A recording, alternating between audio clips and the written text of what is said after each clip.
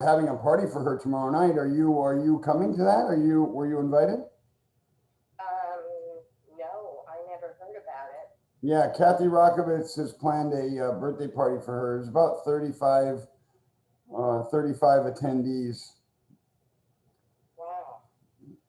I don't know who's actually, I don't know who she's invited, but yeah, that's tomorrow night here at the club.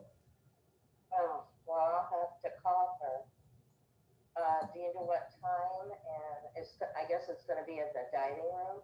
Well, it's technically a private party. Jeez, I don't know why I wasn't invited. So Kathy's controlling the guest list. You'd want to contact her. Yeah, I'll give her a call. Okay, well, thank you for calling me back and letting me know. Yeah, no, I'm sorry I missed your call. I was just getting set up here in the office. Okay. All right, thank you, John. But yeah, but the club's not doing anything publicly for it.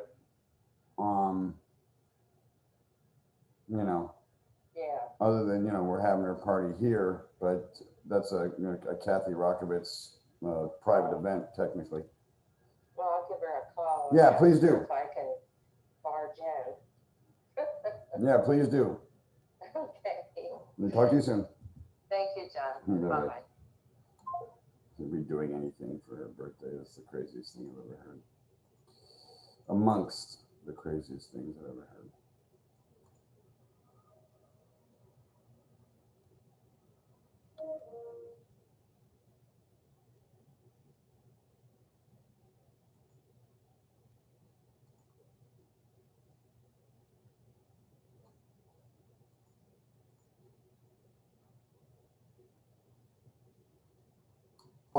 What? Good morning, ladies and gentlemen. Welcome to the Catalyst everybody. Webinar Series presented by the Education Committee for the Southern California PGA. The Catalyst Webinar Series is a weekly educational platform for creating success and change in your club and career. We are very excited and buzzed to have the one and only Gregg Patterson on. Gregg was the general manager of the Beach Club in Malibu for 32 years. He retired in 2016 to start his next adventure, which was a full-time speaker and writer with his new company called Tribal Magic. Has been the featured presenter at various business workshops, club management seminars, assistant manager conferences, and hospitality forums in North America, South America, Europe, and Asia. He teaches club management courses at the Business Management Institute and was an adjunct professor in the Collins School of Hospitality Management at Cal Poly University in Pomona.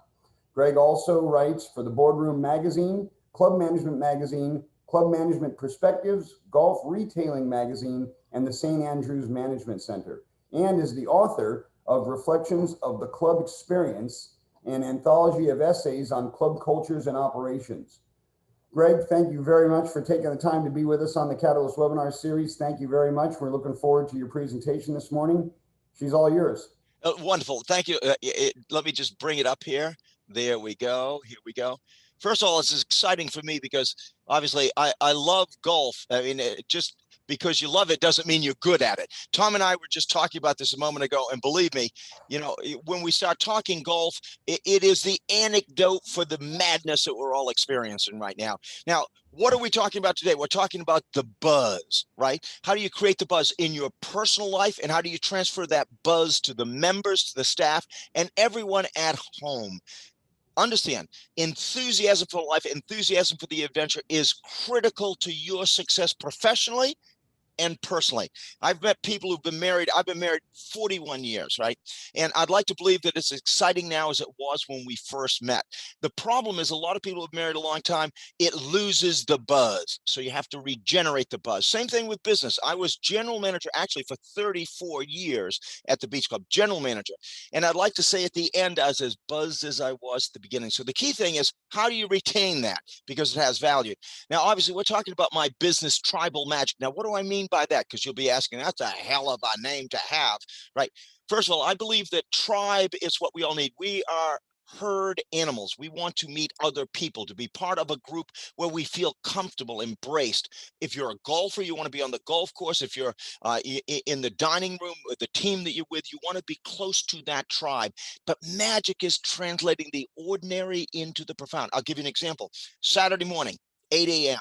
You're on the first tee, you're about to tee off, and the general manager's out there or the golf pro is out there, making an espresso. You've got one of those portable espresso, making an espresso for you, giving it to you, chatting you up, giving you the buzz for that 18 holes of golf that you're going to do, and probably pretty badly. So this magic is translating the ordinary into the profound. By way of example, the greeting that you give other people, delivers the buzz. Now, is it magic? Yes, magic transforms the ordinary into the profound. So when we look at club, I have one saying that I love to use. They'll thank you for the machinery. Thank you for delivering the beer. Thank you for setting me up for the round of golf at 8 a.m. on Saturday morning. But they remember you for the poetry. They remember you for the emotions that you make. What was it? Maya Angelou, I think it was, said as great. They won't remember you for what you did. They won't remember you for what you said, but they will remember you for how you made them feel. Now, I believe me when I tell you, I wasn't the greatest technician, period, but I always delivered the love with buzz. So we're going to be talking about that for a second. So understand, the first thing is, you're in the club business, right? Either you're a golf pro or you're working in the dining room, wherever you are. Club is this glorious, wonderful thing. And I never thought about it until I actually became a busboy, because I come from a family that had no money, and I was in part of Maine where there are no golf courses to worry about. So what is the why of club? You need to be buzzed by the why of club. And this is my definition. You might have yours. First of all, my job is to generate big happy. Say I'm the golf pro and you're walking the practice range. My job is to make the person on that practice range feel good, to be happy. And in this world, people pay the big bucks for big happy. By way of example, Los Angeles Dodgers, they won the World Series. Now they're up and down this year, I understand, but the price of tickets reflects the happiness that their success provided. So understand, big happy. Clubs that deliver big happy to the members are successful. So the why of club includes to create relationships. I mean, golf is a wonderful way to create relationships. The foursome, the tournament, all that. Those are relationship building opportunities. I managed the beach club for almost 34 years. I'm a member now. First of all, I tell you, it's better to be the member than it is the manager. But the fact of the matter is, I can't walk away from the relationships that were created. Next thing is to build community. You look at this photograph. This is on the Sky Bar, and I've been shooting tennis balls off the roof, and I bought everybody drinks and one thing and the next. Understand, this is a community. You have kids and old people and everything in between. Our job is to create relationships and then to build a community of like values. Now, what that might be, everybody's different. I accept that. But maybe the value is you want to be happy. You want to be around people who are happy. You want to be with a manager, around a manager who has the buzz, right? And lastly, and I say 25% of what we do in the club business is to efficiently deliver the stuff needed to create relationships and community. By way of example, golf creates relationships and community. By way of example, the golf pro, I mean, I will pay the golf pro X, right? 20% of that is for teaching me golf, because I'm no better now than I was 30 years ago.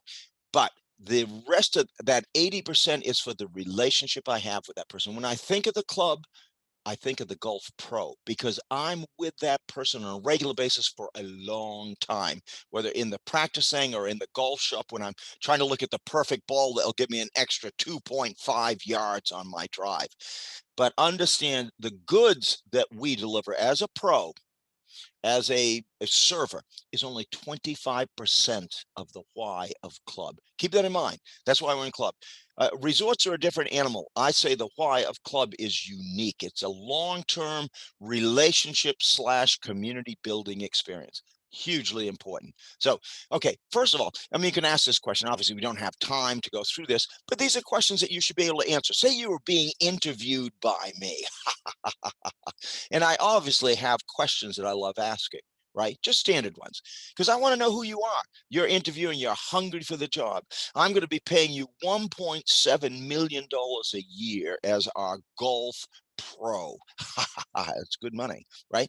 But so I'd ask you these things. You're sitting down, you've never met me before. I've never met you before. I've read your resume, but I squash it up and throw it away. What's the one word you'd use to describe you? I mean, mine might be enthusiasm, or it might be questions, or I don't know what it'd be. What is that one word? Say you only had one piece of paper instead of a resume. This is your resume. This is your buzz resume. What's the one word you'd use to describe you? Talkative, silent, sober, serious, whatever it might be. I want to know you because I want to know if you have the buzz.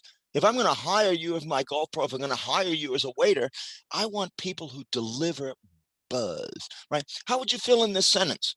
You'll know you've met me because, in my case, and you can ask John, you'll know you've met me because I'll ask you a dozen questions. I'm curious about you. So the one word that I would use to describe me is curious. I'm curious about people.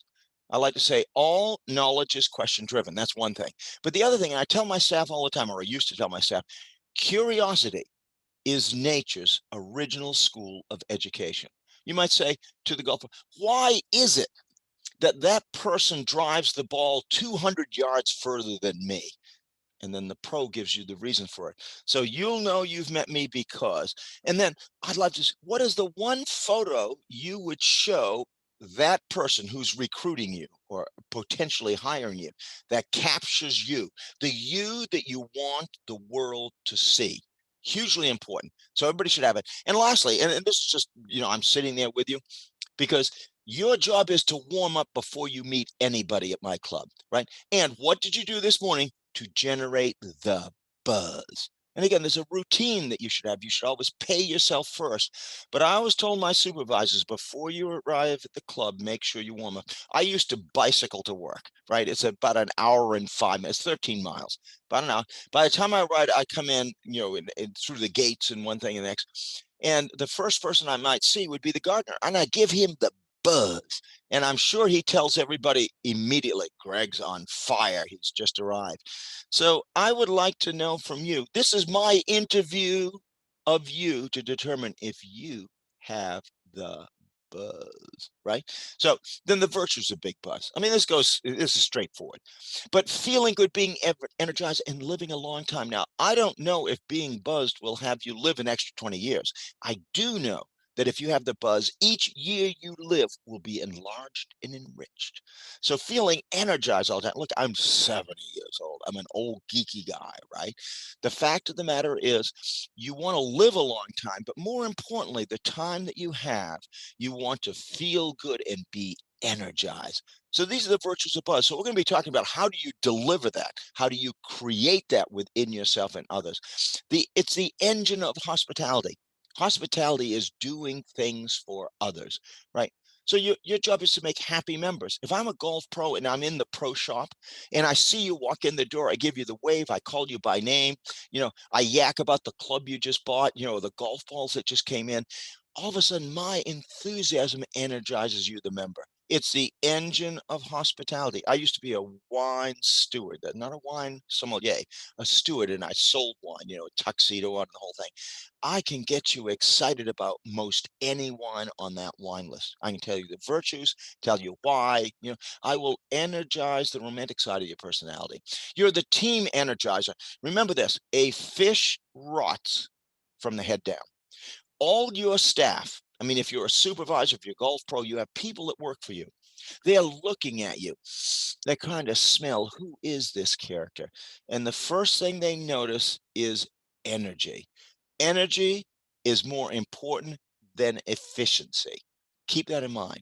Energy is more important than efficiency to be effective. So energy, this is a team. Happy team delivers something special to the community. Just a second, I'm going to undo my phone because I'm sure somebody's going to call me right in the middle of this. There we go. It's done. Next thing is, it's the Team Energizer. I always do, and we'll talk about this if anybody wants to. I tell you, and included with this PowerPoint, I'll be sending it out to John and to you. I talk about how do you keep the team energized. Now, this session is more about how to keep you energized. But understand, your job is to be the example that others have. I was there for 34 years. Every day the staff looked at me, and I'm sure they'd say, we just worked 16 hours yesterday. It's the 4th of July, we're worn out. But here's the manager. He was parking cars for 14 hours yesterday. He's still buzzed. A fish rots from the head down. So it's the fuel for happy home. When you're ending up a long day at work and you arrive at home, believe me, if you say, oh, I'm burned out, no good. I would bicycle home again, take over an hour, do it. I'd arrive home, say at 9 o'clock at night. The bicycling was one of my life's passions. I enjoy it. I'm a commuting biker, not a stud boy biker, commuting biker. And I feel good. And I've already thought about all the club stuff. It's gone. That energy that I have creates a happy home. If you've got kids, they want to feel that energy. If you've got a spouse, they want to feel that energy. People want to. Next, it's a lubricant of nudge. Nudge is to influence those who make the final decision, to make decisions consistent with your vision of the good. Now, what do I mean by that? Say you're a pro, one of 6 pros at your club. You've got a big club, you've got 36 holes of golf. There's a real teaching academy environment. Now, you eat what you kill. Most pros, I found, eat what they kill. They have some salary, but they eat what they kill. The nudge is to influence the person who makes that decision. Say, my wife. She will make the decision on who she will have as her pro, paying all that $100 an hour, whatever it might be. She will make that decision. Your job is to nudge them to you. And one of the most powerful nudgers is enthusiasm, is excitement, is the buzz, right? So the next thing is get the job, keep the job, and make more money. Believe me, we've all hired people, and some people who are talented, but they're boring as a rock. And understand, if you are boring as a rock, you are in trouble in this world in terms of who you marry, in terms of how you energize your kid. So understand that this buzz is also about becoming an interesting person. Now, we're not talking about that today. I got my principles. I call it, increasing your sorry, my phone just went off, and also my brain went crazy. Your IQ, your interesting quotient, is a huge thing you have to talk about. So when you talk about buzz, I should actually be talking about how do you improve your interesting quotient. As a matter of fact, that I'm going to put that down. Add IQ, because I think that's important. How do you become less boring than you are? And I'm sure all of you have taken courses from teachers who are brilliant at what they do.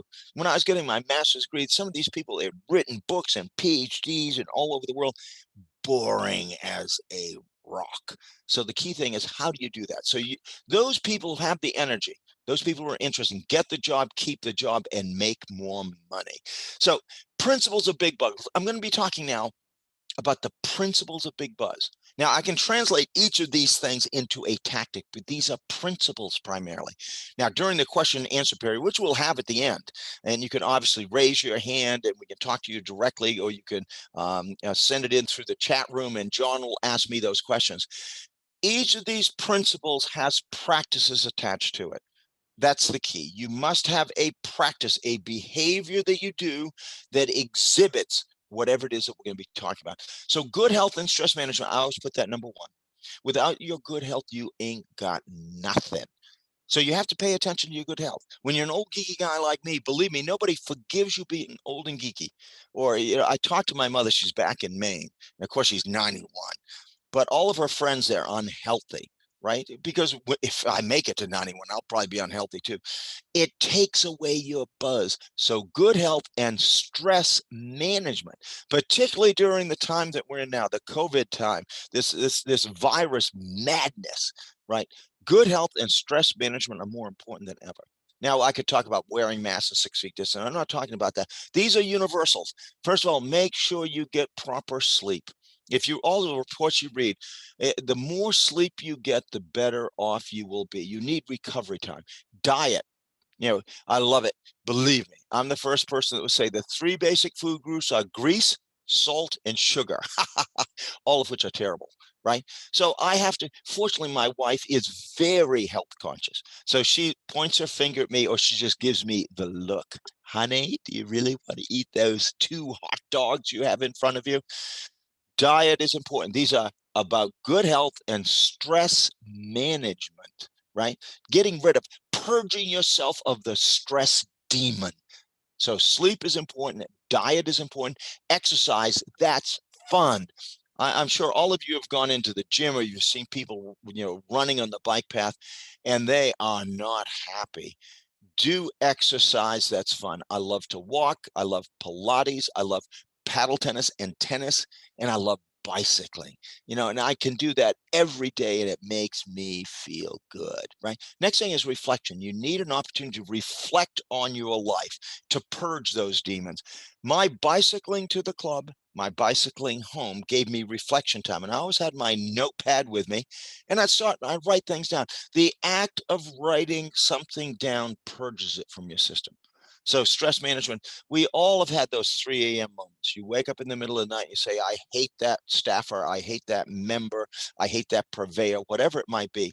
You need to purge the demons. Reflection allows you to purge the demons. It might be talking to other people. It might be writing. For me, it's writing. I'd wake up at 3 in the morning, my wife say, honey, go write down your white paper or your memo, and it's gone.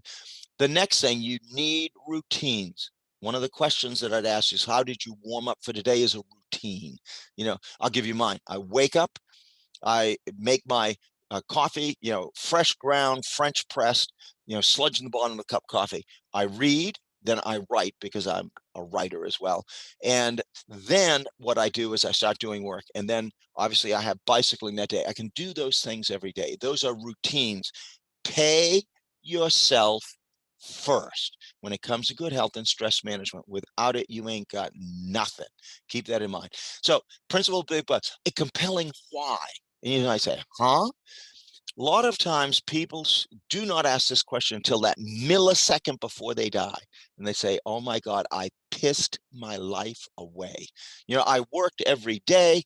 I didn't like the job I was doing. And then I stopped working, and 2 days later, I died, right? You need a compelling why, so that every day you can use it as a template to evaluate, am I doing things right? I like to say, this is my tombstone. You got to do your tombstone. I wrote an article about this if you want to read it. But I used to work in a graveyard for 8 years in the summertime. I was the town grave digger in Pittsfield, Maine, and I'd mow lawns. When you're not digging graves in a graveyard, you mow lawns. And I worked in the mortuary. Anyway, the fact is, a small town in Maine, rural. I used to go by a lot of gravestones, and they always have an, oh, great father, wonderful brother, whatever it might be. And I started asking myself, I said, we should really be asking ourselves what our why is a long time before we die, to make sure we do not piss away the time we have on this earth. So first of all is the life why. I'll give you my example, just so you know. My life why is to meet interesting people who, through great conversation, enlarge and enrich my life. The club business is perfect for me. Don't you understand? The club business does that very thing. My wife said we met in graduate school as we did, and the conversation has never ended. My goal is to meet interesting people who, through great conversation, enlarge and enrich my life. It has nothing to do with money. It has nothing to do with stuff. Meeting those people, relationships and community matter to me, because my life why is consistent with that. So clubs are right. My professional why in the club business, you might say, well, okay, what are you doing? You should ask the same question. Write your own tombstone, right? The well-lived tombstone. My why is to create relationships and community using the buzz, the love, and the glow. The buzz is the excitement. The buzz that we're talking about now, the love, the caring for people, delivering a community of caring. You're the golf pro and you care about a person. All of a sudden, you haven't seen them on the golf course for a couple of months, and you find out they're in a hospital with cancer. You send a note to them. You go in and visit them. That's caring. The buzz and the glow is laughter, humor. People need it. Those are the big three. So my why professionally was to create relationships and community. I created relationships and community using the buzz, the love, and the glow. 5 years since I was general manager, and I walk into the club and I feel the love still. That's club, right? And then the personal why, and this is my personal why. You should know yours. You know, I don't have kids, so let me tell you, mine is to become and remain the man my wife would marry and live with for the rest of her life. That's it. That's my tombstone. I just wrote it and I live it. So the question is, the principles of buzz must have within it embedded your personal why. Now, your why might be to raise great kids. It might be to be successful. I don't care what it is. You've got to know, but it breaks down into three things: the overriding life why, your professional why, and at the core of everything is your personal why. So next thing, passions and time to pursue them. I love sitting down with people. If you were interviewing with me, I say, oh, what are your passions? Right. And I love it. And they say, golf, fabulous. I love golf. Ain't good, but I love golf. Right.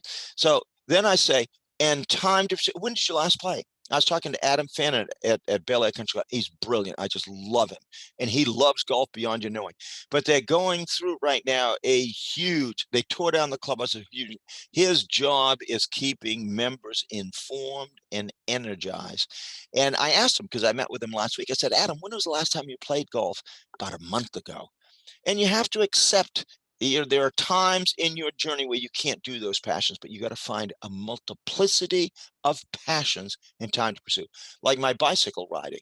The fact is I can do it every day, right? It's something you can do. Or reading. What are your passions? Identify what they are. Identify those passions. Schedule them.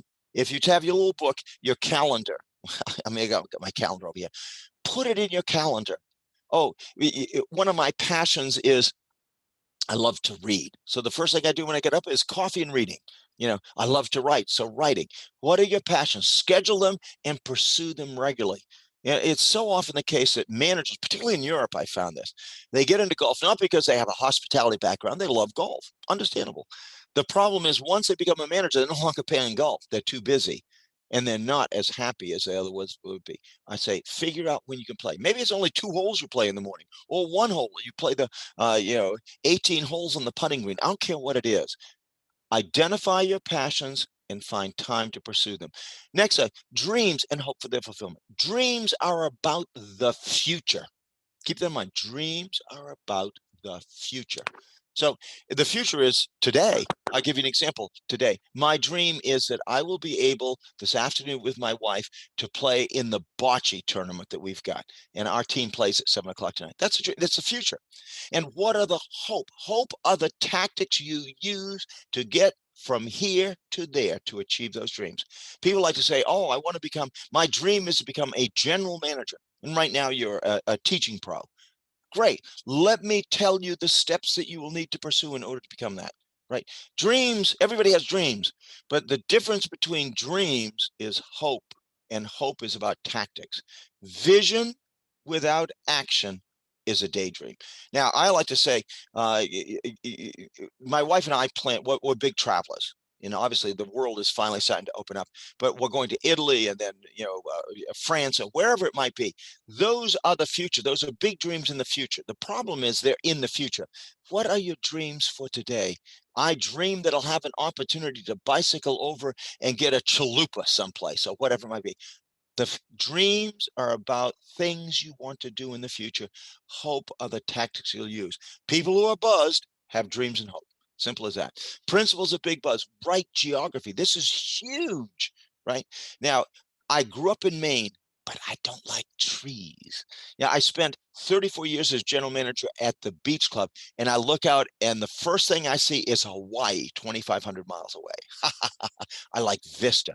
I was just in the Owens Valley the other day. I love the eastern slope of the Sierras because there's vista, right? So the first thing is there's a physical location that you're looking for.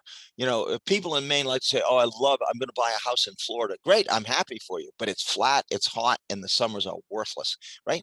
But I'm happy for you if that is the right physical location. The problem is people say, when I retire, I will live there. dude, I worked in a mortuary. I've seen a lot of dead people. You don't know when you're going. Make sure you find the geography that's right for you right now. So that's physical geography. The next thing is the right, I call it urban geography. I come from a town of 3,500 people in Maine. And my first real city experience, I lived in London for a year. My undergraduate degree is in history, and British imperial history was my specialty. And so I was writing a paper, ended up 300 pages on Anglo-Egyptian diplomatic relations. Anyway, so I spent a year in London, right, my senior year. And you know what I found out? I love cities.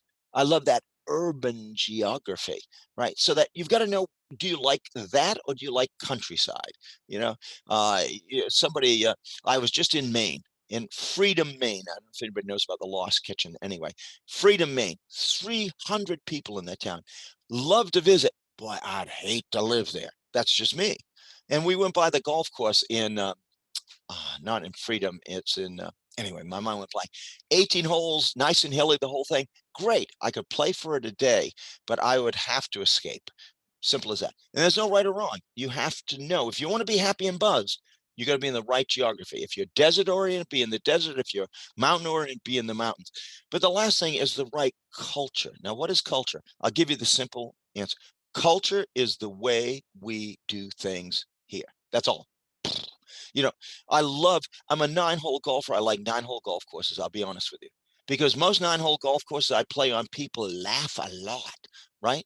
The 18-hole golf courses I've played on, believe me, people are serious, right? They worry about their score.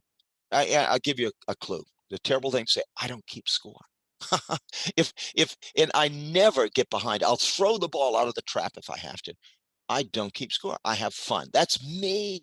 So I want to be in a club that has the right culture for me, right? You know, I go to the Bel Air Country Club, fabulous club, and that's where I started my journey as a busboy, and I was assistant manager. I love the Bel Air Country Club. Believe me, that golf course is for serious golfers. They have like 550 members. They do like 32,000 rounds of golf. It is a golf club. Forget this country club stuff. It is a golf club, and it's fabulous. I don't want to get out there. I mean, those guys scare me. Whereas I can go to the 9-hole golf course at Penmar or to the end of the runway at Santa Monica Airport, where, I got an airplane. Anyway, and you play there and everybody's just laughing and joking. They're my type of players, right? And if you look at the Wall Street Journal, they did a special section on the future of golf, and their 9-hole golf courses are big. They're coming in fast. People have less time. They want less complexity. They want to have fun. 9-hole golf courses. If I was to buy a golf course right now, I would buy a 9-hole golf course. But anyway, that culture is a big deal. So you got to have the right physical location, the right urban location, and the right cultural location. Meaningful work. Now, here you are. If you're a golf pro and you're on there, if you're a dining room supervisor, I don't know who's on right now, but whatever it is, ask yourself, is this work meaningful? Does it make an impact, right? And let me just go through what I use to determine if it's meaningful. Now, understand, I was a grave digger, and I saw it as meaningful by my definition. I've worked, in a short order grill. Was it meaningful? Yes, it is, according to my definition. You have to look at your work and say, what I'm doing is meaningful. It makes you feel good. When I was a busboy, I knew it was, let me take busboy. First exposure to this hospitality business in Southern California, I was a busboy at the Bel Air Country Club, and I worked my way up. But believe me, I had an undergraduate degree already, all these honors, yada, yada, yada. But I needed money. I was in Los Angeles, a motorcycle and $35 in my pocket, 1974. I needed a job, any job, and they feed you when you're a busboy. And all of a sudden, I found after working there a while, I said, God, this is meaningful. This is more meaningful than my doing research, in London. Is it needed? Yes, it is. If I didn't pick up those plates, somebody else would have to pick up the plates. I was needed. Believe me, I wrote a 300-page paper on Anglo-Egyptian diplomatic relations, 1918-22. If I hadn't written it, nobody cares, right? I'm sure the people that had to read it afterwards said, I wish that he hadn't written this, because now I got to read it. Is it needed? And the way to ask, is it needed? If you didn't do the job, would somebody else? That's it. Is it needed? Right? I'd say a a woman who's never played golf before needs instruction. It's needed. It's needed. For me, it's like God, he needs conversation, right? He'll pay for conversation. That's me, right? Forget the skill set. I pay for conversation. It's needed. My golf pro is needed, right? Is it complex? Is the work you do complex, right? Very important. Is it something you can learn? Believe me, teaching golf, I've never done it, obviously, but I know learning golf is a bear, right? It's complex, right? The type of clubs you use, the style, the swing, it's complicated. How satisfying it is when you can master a complicated something. Being able to teach is complicated. Try it sometime. There are some good teachers and there's some really bad teachers. It's complex. You want control from start to finish. You're the golf pro. You just got me, right? I just arrived in Los Angeles from Zimbabwe and I just joined the club and I need instruction. You have control of me from start to finish. Very important. It addresses one's deeply embedded life interests. Understand this. If you love something, people will know it. Your love is an energizer, better. Meaningful work energizes. I love service. I love helping people. I like creating a community of caring. That's me. That's a deeply embedded life interest. Golf may be yours, and giving others that passion. I like to say, what does a teacher do? One, they have the buzz. They love it, right? And then they can channel the love. So they have the love, they have the knowledge, and they can channel the love. It's one of your deeply embedded life interests. I had no exposure to hospitality before I got into the club business. Believe me, I wish I'd had that exposure when I was 9 years old. It's in me. It's who I am. Is it appreciated? Right? Do people say, thank you, that was wonderful, and send you a note afterwards? What a great day I had. I just spent $100 for an hour with you on the driving range, and I feel good. Thank you. Those thank yous express appreciation. I remember when when I was a busboy, I'd pick up a dirty dish and these billionaires would say, thank you, right? When I finished writing my paper, in London, nobody thanked me. So it wasn't appreciated. I did it because I had to. Is it rewarded? Are you paid for it? You want to be rewarded for what you do. And lastly, does it contribute to something bigger than yourself? I'd like to say that golf is such a joy. If you're a grandparent and you play golf with your grandson, doesn't matter how good you are, you've made a contribution to their future. It is meaningful work. So one of the principles of Big Bug is your work meaningful, right? Right finances, particularly in this day and age. These are tough times. This pandemic has not been easy. Things were booming before. They're going to be booming again. They're coming back. But if you're in the club business, the golf side is doing really well, but the other side, the clubhouse side, has been doing really badly. And believe me, those people that used to work on weddings aren't there. Finances are critical to your happiness. If you've got right finances, you have the buzz. Now, understand, when I came to LA, I had a motorcycle and no money, working as a busboy, happiest man in the world. And this is when I created my right finances principle. I had almost no money. First of all, keep your appetite in check. I never even ate at McDonald's when I was a busboy. I had no money, right? But no problem. I kept my appetite in check. The problem in our day and age is appetite is infinite. Want is infinite. The capacity to pay is finite. What people do now is they fund the difference between the capacity and the want with debt. Debt kills. I never had a credit card until after I graduated from graduate school. And now every undergraduate, when I was teaching, every undergraduate has probably 3 credit cards. It's a different world. And the credit cards allow your appetite to go unchecked. Prepare. The future will come. It's going to cost more than you think. Get ready. It's a mindset. A lot of people, I was just reading a book on these gangsters in the 20s. They stole tons of money and they pissed it away, right? They said, live for today. Right finance, a person who's buzzed. Look, I'm an old retired guy, in terms of money, life is good, but why? It's because I kept my appetite in check and I knew the future was coming. There's going to be a time when I ain't going to be making a regular salary. So anticipate. People are weird. Stuff happens and you won't know what, where, or when. Very important thing to keep in mind, because life is weird. Who could have 2 years ago, would have said the virus is going to arrive and there ain't going to be no movies for a year and a half? Huh? People say you can't. You don't know that what unknown unknowns, I guess, is what they used to call it. Believe me, I had no clue this was going to happen. I had last year in March when this thing hit, I had 4 speaking engagements. One was in London, one was in New York, one was in Boston, one was in Seattle. Poof, gone. If you told me 6 months before that, 3 months, 1 month before that, they'd all be wiped away and never come back. Yay. Next thing is, you want to be buzzed? Make sure you have some cash in the bank. I don't care how much it is. Some cash in the bank. Next thing is low debt. Credit cards. My mother had no money, obviously, and she'd use her credit card as a bank, and she'd just pay the minimum. I say, Mama, got to keep your appetite in check. I don't know what that means, but we got to help you do that, because debt kills.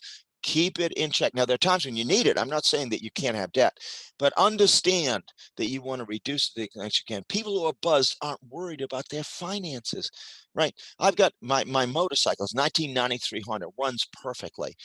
I'm not worried about buying new. Those dollars can be used elsewhere. Lots of insurance, because stuff happens. It's going to happen. Your house will burn down. Something will happen. And surround yourself with bright people, people who can give you advice.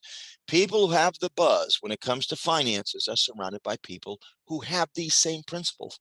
I can remember the club when we were going through a project. The general manager, not the general manager, I was the president at the time, brilliant billionaire, got really bright, said, Gregg, stand up and tell the people what are club finances. What are the principles of club finance? And these are what I said, because those are the only ones I know. I ran the club consistent with these principles. Now, does that mean you live with less flash than you otherwise might? Maybe a house smaller than you might, a car older than you might? Absolutely.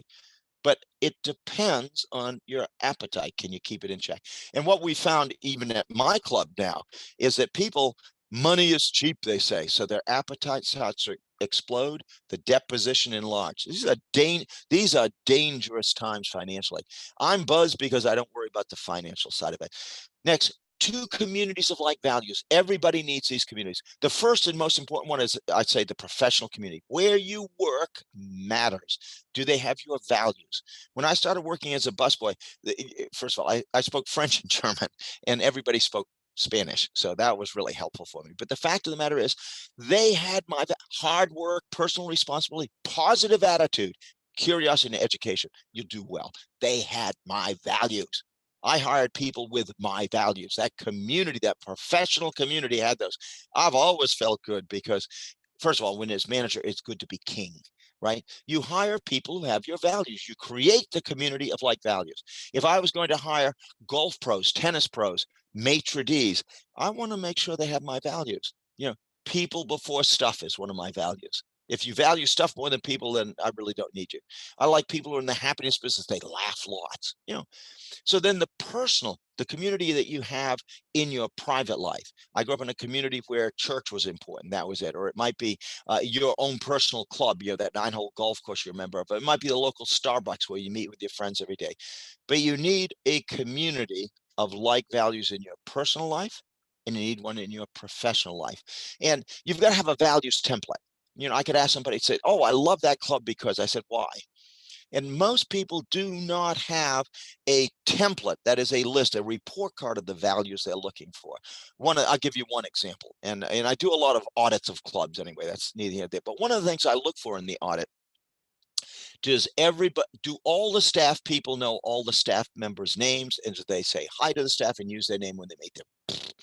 That's one of the things. That's one of my values.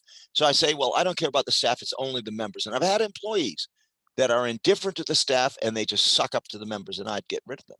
Now, obviously, you know that very quickly. I say within 90 days, you're going to know, right? So you can do it. But it's very important. You've got to identify my wife, personal values. She is a reader of books, as am I. She loves sports, as do I, right? How interesting. What are your values? Have you created the values template for the place where you're working and the people that you know in your personal life? So everybody needs that community of caring. In your personal life, are there people that care about you? And this is where family is critical, the caring family. I'm flying this weekend to Lubbock, Texas, where my brother lives with his wife, and he's a college professor down there in Lubbock in Texas Tech. You know, I'm going because I'm part of his community of caring. I care about you, Pat. Pat's his name, right? So everybody needs that. So next thing, significant others. This is huge. Maybe everything we've talked about before is in order to create significant others in your life and to give them that warm embrace, right? To give them that sense of community of caring. So what are significant others? Significant others are people who will share your journey with you till the end. I'd like to say, when you're passing into the net of the regions, whose hand will you be holding, right? You know, what people will come, your children, your spouse, what people will come and stand in that room as they watch you pass into the nether regions. Those are your significant others. The ultimate significant others are the ones that will share your journey till the end. Now, there are temporary ones, obviously, where you work and that sort of thing. But after you've retired, when you're old and geeky like me, who will be with you sharing the journey until the end? Very important. Happy people have those significant others, and their values are aligned with yours. Understand, just being in the family doesn't mean that you get along with them. I had my middle brother, no, my younger brother. I'm the middle brother, my younger brother. We didn't share the same values. My older brother and I do.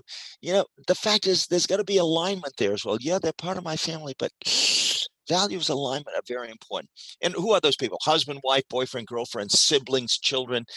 These significant others want you to be healthy. They want you to have passions. They want you to have dreams. They want you to live in the right location. Understand everything that we've talked about, you need to have in order to deliver big buzz to your significant others. So significant others. So lots of touch. Now, you want to be buzzed, excuse me, a little caffeine. Yum, right? Lots of touch. I can evaluate a club or manager. When I come to look at it, you, the golf pro, if I were going to my template, I'm doing the audit of your club. I love to do these, right? I love to come in and do them as a secret shopper. You can, or whatever it might be. But I'm not with a notepad, but I write it down afterwards. I'm looking for how much touch is there. So I'll give you an example. I did this in Australia recently. Right? I just go into a club, new into town, and so I wanted to have a lesson. That's my way of determining touch. So you go into the pro shop, and then you go the teaching pro. All of those I'm evaluating. Those moments I'm evaluating based on touch. First of all, the eye touch. Do they make eye contact? Are they frequently there? Are they nodding their head, looking me in the eye, right? Leaning forward. You know, that's telling you something. The verbal touch. Do they talk to me? Do they do the reach? Do they do the touch? Potatoes and French fries. You know, I was just down in Quito, Ecuador. I mean, a year ago when I was, speaking to the staff down there, and I taught everybody papas fritas, potatoes, French fries, and everybody now. I'd go into the club and they'd say papas fritas, right? That's a verbal touch, right? And there's a touch, boom, boom. Now, these are difficult things to do. The touch is difficult to do during a time of virus because nobody wants to get anything 6 foot distance, I say. But the touch is important. How do you do it? Even during the virus, we were doing the potatoes and the French fries. Try it. And I love to stand in the lobby at the club, right, and greet people during lunch or dinner. And I love to have a 5-year-old come in. Try this sometime. 5-year-old comes in, you're the golf pro. You meet him for the first time. Oh, this is little Johnny. You say, Johnny, potatoes, French fries, right? He will laugh, I guarantee it, or she will laugh, I guarantee it, right? That's a physical touch. That's also an eye touch, a verbal touch, and a touch. There it is, right off the bat. So teach touch. Happy people have the buzz. They like to do the touch, right? You know, my wife and I, if you see I'm a touchy-feely type of guy. I'm always hugging and squeezing her.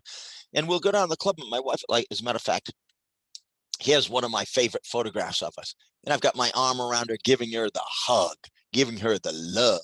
But I can go into your club and I want to see if the touch is there. The intermediary touch, you're the golf pro. I want to see, do they give me their business card? And what does it look like? Here's mine, right? That's my business card. Photograph, it explains, who I am. All they got to do is look at the photograph. They look at the words. just what we did before. How do you introduce the buzz you have to others? It's the word. How do you know it's me? Right? And what is the photograph you use? Your business card habit. That's an intermediary touch. Intermediary means that when I go home, I look at it. Right?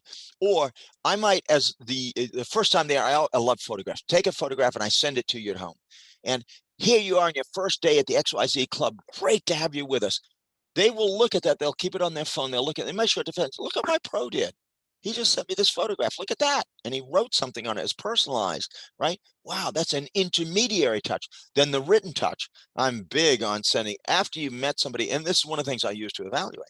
I just paid you $100 to give me a lesson at a club, brand new club. I've never met you before, right? $100 in Australia isn't $100 here. But anyway, so one of the things I want from you a written touch afterwards. People who have the buzz, emphasize that. I love to write notes. And as John knows, because he's gotten emails from me, I use a different size font. I have my photograph there, whatever it might be. How do you touch them with your writing? A handwritten note is more powerful than anything. I love to talk to people, particularly in Europe.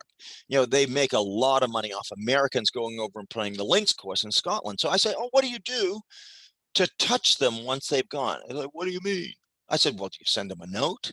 Right? Do you send them a business card? Do you send them a golf ball later? What excuse do you use to touch them? They don't. I said, we're looking for people who have the buzz. And lastly is the brain touch. That's what I pay a golf pro for, I have to tell you. I mean, I want the brain touch. Oh, where did you play most recently? What course did you most enjoy? What is the most interesting golf ball you've used? Da da da. Anyway, lots of touch. Next thing is scheduled routines that provide balance. And I'm just telling you, I can look at your life. This is a template I use, and I say, is your life balanced? Now, understand, I call life as a pie. It has slices. And those slice sizes change according to what I call the pie timeline. When you're brand new on a job, you're not married, you just graduated from college or a PGA teaching school, whatever it might be, believe me, the business slice of that pie is very big. You get to be my age and it becomes a lot smaller.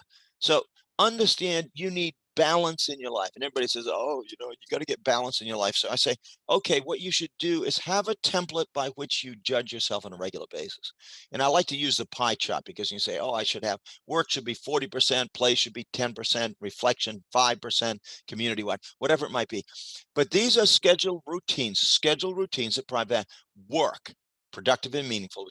Play, fun focused. Keep in mind, play must be fun focused. They go into the gym. Some people just love it. They love to push steel and they're real studly. I'm happy for them. Reflection, speaking, writing, pondering with others, whatever it might be. Reflection is an important part of balance. Community, personal and professional. Do you spend time with the community? It's like if you've got 3 children, do you do Girl Scouts with them? Do you help with the camp program? Do you Little League Baseball and your assistant coach, whatever it might be? Family, immediate family and peripheral family. Peripheral family, I mean relatives that might be living someplace else. But this balance is critical, and people lose this sense of balance, and then they get divorced. And I say, dude, you got to get this in mind. So the next principle of buzz, I call it Now-Ness, right? This is one of the big issues in this day and age. The distraction that cell phones have. There are technical distractions, but Now-Ness is being in the moment, focused, fully aware, and deeply engaged with the place you're at, the people with the stuff you're doing in the moment you're experiencing. I'll give you an example. I was at the doctor's office and I had some procedure they were doing, and the gal doing the procedure had a cell phone and she was answering her phone. And her daughter was having some issue in school or whatever. So here I am, stark, bollocky, bare ass naked, and this gal, this nurse, is talking to her daughter. That's not the Now-Ness I'm looking for. You're a teaching pro. You're out there. You're giving instruction. You're getting the buzz. And all of a sudden, your phone goes off, right? So, you got to be here when you're here. Now, this is what I say. You're able to see the wonder of where you are now. People say, oh, the town you grew up in. I mean, I go back, and because I'm on the board of trustees at my prep school back there. Anyway, the kids in town say, oh, what a boring place. I said, dude, I spent 18 years here and I thought it was exciting. It's not boring. You're boring, huh? Because you're not focused on it. And I learned this from Boy Scouts of all things. We went on a trip one time, a camping trip. And the thing was, the scout instructor gave us 3-foot square. And they said, you got to go down 1 foot. And on this piece of paper, you will write everything you see. Everything. Huh? It's just dirt. All of a sudden you look closely, and the closer you look, the more exciting it becomes, right? My bicycle to work could be just a bicycle to work, or I fill my phone with street art. I have reflections. It's the wonder of where you are now. People always ask me, I wrote an article actually, talking about recognizing wonderful. People said, how could you stay at the beach club all those years? It's a funky little place on the West Coast. And I had lots of job opportunities, but I said, I was blessed because I had the eyes to see the wonder of where I am now. Same thing as here. Yeah, this is my office at home. And to me, it's wonderful. Somebody might say, well, it doesn't have enough wood here or enough paintings there. I see the wonder of where you are now.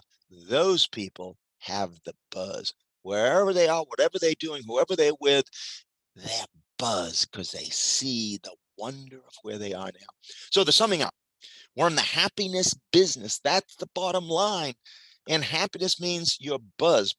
People who are happy are buzz. They give other people a happiness in their personal life and professional life.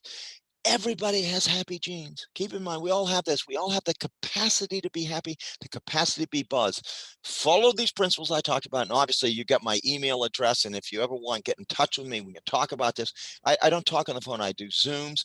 Feel the buzz and enjoy the journey. Life is an adventure. It's short. When you're my age, there are fewer years in front of me than there have been behind. Enjoy each day to the fullest. So the last thing I'd say, ponder time. So John, you came on perfect timing. What's the one big question you'd like to have asked and answered about Big Buzz right now? So actually, this is my office at the club.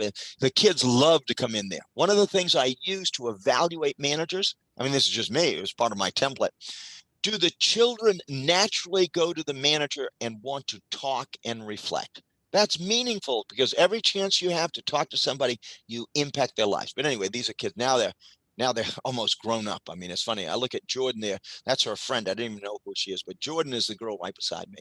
So, John, I don't know if anybody has a question, but if they do, I'm ready to talk. Absolutely. Gregg, thank you very much.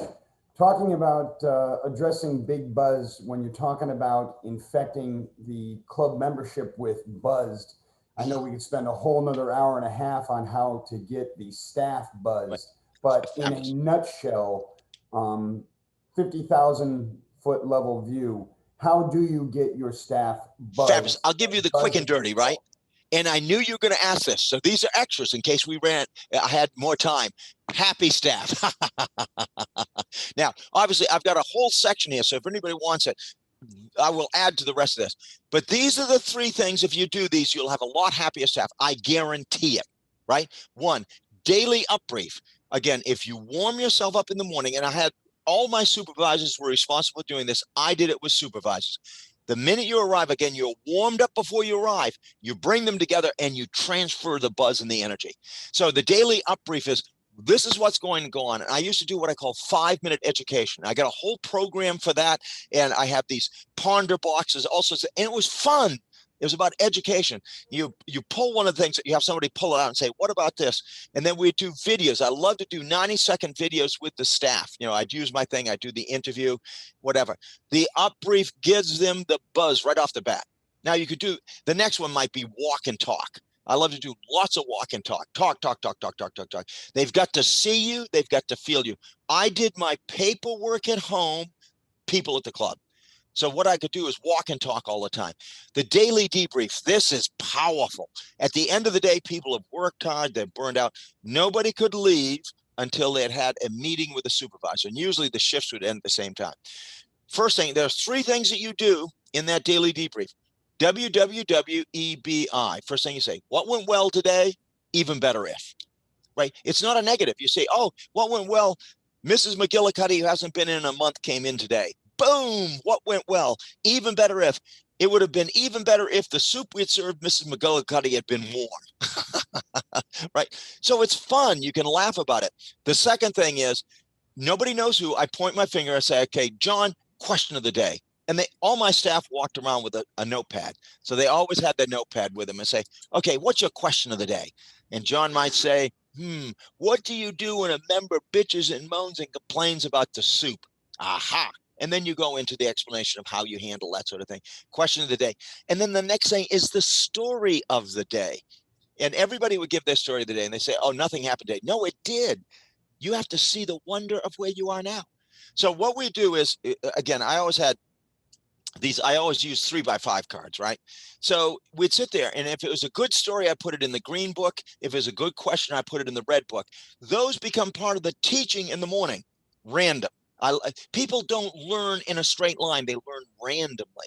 So you debrief. So at the end of the day, you're the supervisor, you're the manager, you're the golf pro. And when somebody tells their story, when they ask that question, when you validate them, they feel good, right?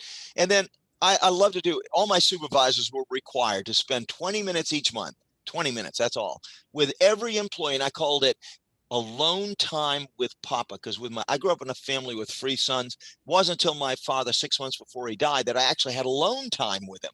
And we'd drive around New England. He was big into sports and one thing and the next, and we'd go to different games and all. But I said, people want alone time, non-business alone time with staff. With the supervisor, and it's fun. So I sit down with John, and he says, "Oh, Gregg, what are your passions?" "Oh, I love to bicycle." "Have you bicycled recently?" "Nothing to do with the club," because business stuff happens. You're coaching and mentoring all the time, right? That's I should have written that down. But when you do the walk and talk, you're coaching. Coaching. When I wrestled and played baseball in college, the coach told me what to do, and I better do it. But at some point, your staff have been there a long time, and you mentor them. Like with John, he calls up, I mentor, I give advice and insight, but John makes a decision. You see what I mean? So that's what you're doing on a regular basis. I got to write that down because I got to add this to it, John, Um, okay. Anything else? Sorry, I get excited. Yes. Can you talk about the importance of first impression, last impression in relation to the front desk and Cute.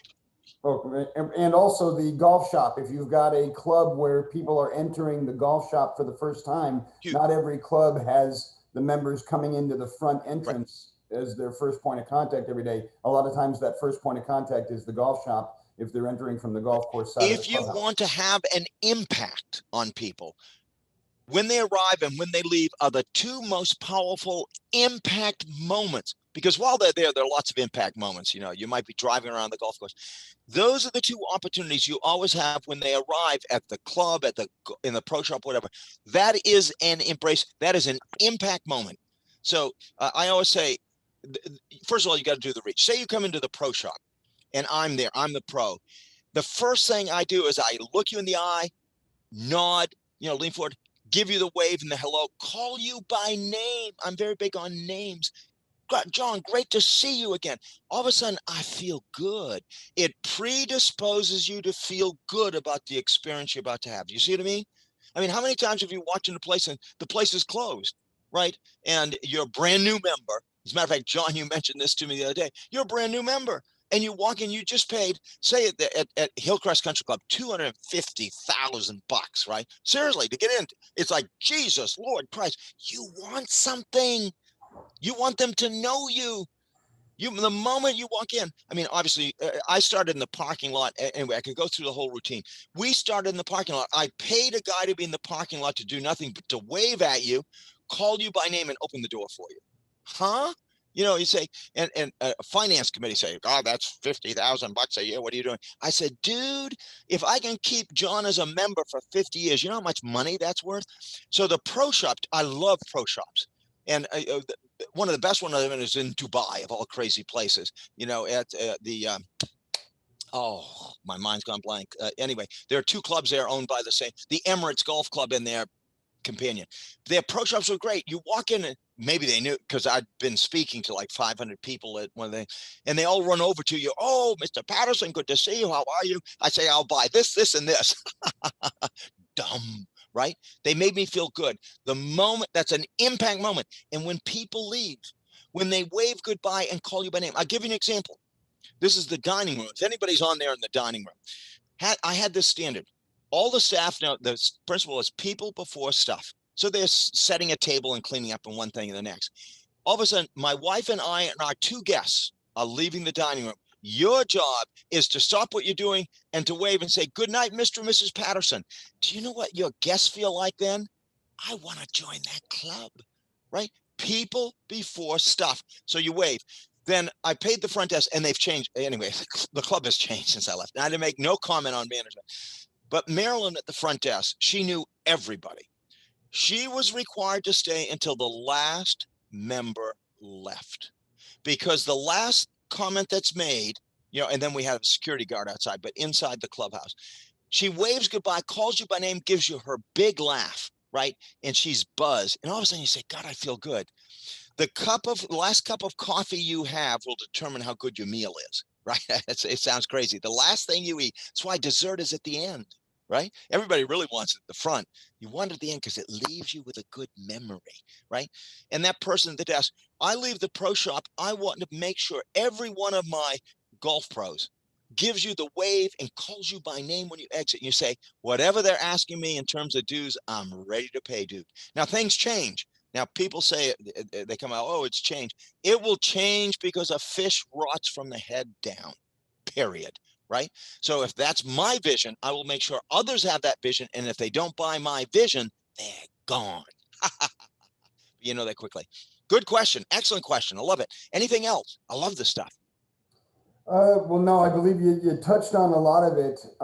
The fish rots from the head down is beyond profound. Right. Especially in terms of all of us doing our jobs around the club. You get so caught up in the things, the stuff that you have to do, but it's the personalities and the people that come before stuff. I think we lose sight of that so often. Regardless of what we're doing, we're there to build the relationships and enrich the lives. And that's really what it's all about. And I think you illustrated that perfect. Well, it's interesting you say that, because I wrote an article, and you don't even know it. You have these, what I call sexy sayings, things that everybody just talks that way, members and staff. One thing was people before stuff. That's it, first of all. But the other one was what I had as my subtitle in the front. They will thank you for the machinery. They remember you for the poetry, right? That last goodbye, Marilyn isn't doing anything for him, right? All she's doing is waving goodbye, giving them the love, telling the kids, don't eat too much, you're getting fat, and they leave. And believe me, that's the memory. Why do people keep paying dues? They say, oh, because of the new golf course. Dude, I'll give you an example just before we go.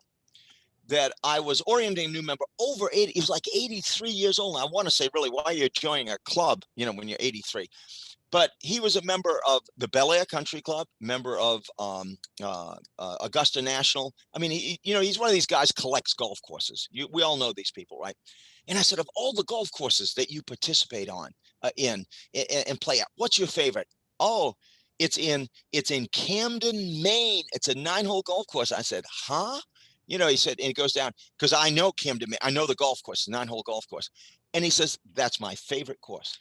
It's like, what, beyond Augusta National? Yeah, it's a great golf course, but I'm looking for a club experience. I go in there and I'm somebody. Of course, the guy's a billionaire, so I guess it doesn't matter. But the fact is, I go in there, they call me by name. The people laugh with me, the whole thing. Big deal. John, that's a big deal. But you got to have the buzz before you can deliver the love.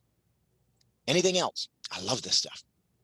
No, I think that's it. I know we've gone over a little bit. And again, thank you, Greg, for taking the time to educate the section this morning on the Catalyst webinar series. Want to thank the membership for joining us. Also, want to remind everybody that next Thursday, we have Mark Panciera of the Pacific Institute. Those of you that may not be familiar with what the Pacific Institute is, they consult on leadership and performance, not only for the individual, but also the organization. The Pacific Institute has consulted for the Dallas Mavericks, some sports organizations, and also some individuals as well, and some political entities also. They'll be joining us next week on the Catalyst webinar series. On behalf of the Education Committee for the Southern California PGA, Mr. Patterson, thank you very, very much for your time and energy this morning. It's enriching. Every time I hear you speak, I feel like I've got the energy and reminded why I'm in this business. And thanks for bringing the buzz to us this morning. John, is a real treat meeting you. That's all I can say. And it's nice seeing you in this professional look that you have today. Thank you. Thank you. Well, And- like you always taught me, tie with a coat, coat, no tie. Yeah, it's the Southern California look, right? And you've got it, baby. You've got the buzz. Anyway, John, really a treat. Thanks a lot for the opportunity. Peace and love. Thank you, Greg. Take care, everybody.